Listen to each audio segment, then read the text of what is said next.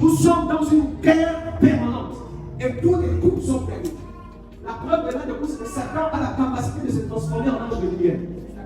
Donc le diable va se donner toute l'énergie de son corps pour faire que votre vie soit un désert. Il va tout faire pour te dire que tu ne peux pas, que tu ne peux pas réussir.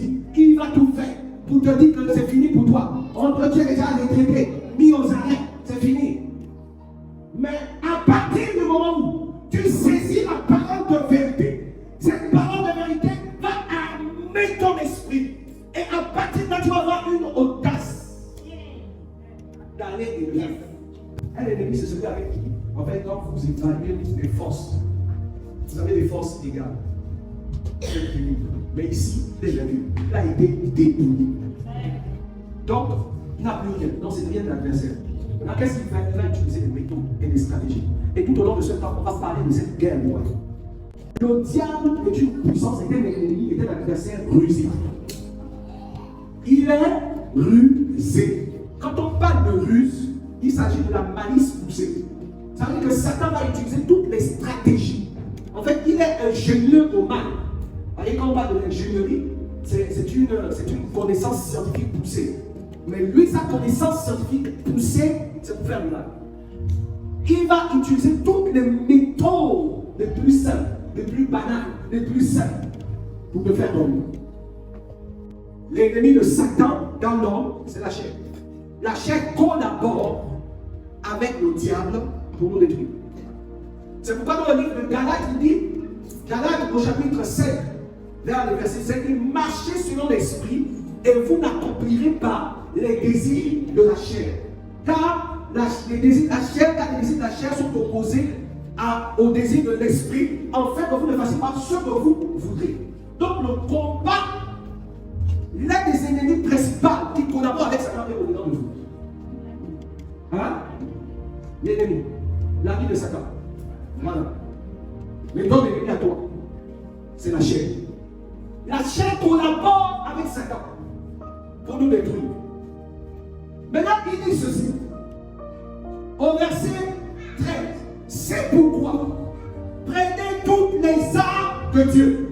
En fait, on ne parle pas en guerre, en victime. Vous savez pourquoi on doit prendre la vérité? Parce que Satan est le chef du mensonge. Donc celui qui ment et pratique le mensonge est fils de Satan. Si ta bouche là sort le mensonge, tu es enfant de Satan. Oui, c'est ce que ça veut dire. Parce que de ta bouche ne doit sortir que la vérité. Peu importe les circonstances, tu dois être calme dans la vie.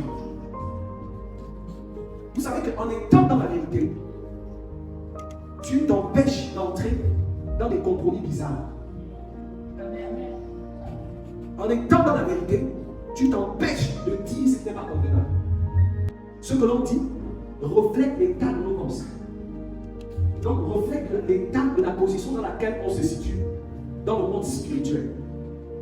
Et ta structure de pensée sera conforme au monde. Tu auras toujours la tendance à ne pas dire ce qui est vrai. Parce que dans le monde, il faut mentir parfois, bien souvent, très très souvent, encore, pour sortir des griffes des situations. Mais le problème, c'est quoi? C'est que quand le mensonge a pris l'ascenseur et que la vérité prend l'escalier, elle finit toujours par apparaître. Et nos pensées ont deux sources.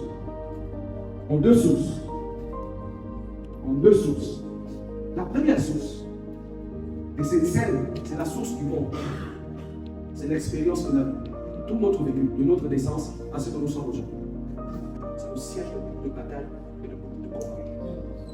Vous savez, les gens ne réussissent pas à cause de la qualité de leur pensée. On ne réussit pas à cause de la qualité des pensées. Alors qu'est-ce qui se passe? Il se passe que lorsque tu as vécu tout ton parcours, il y a un endroit qu'on appelle l'âme. L'âme, c'est le siège de toute pensée.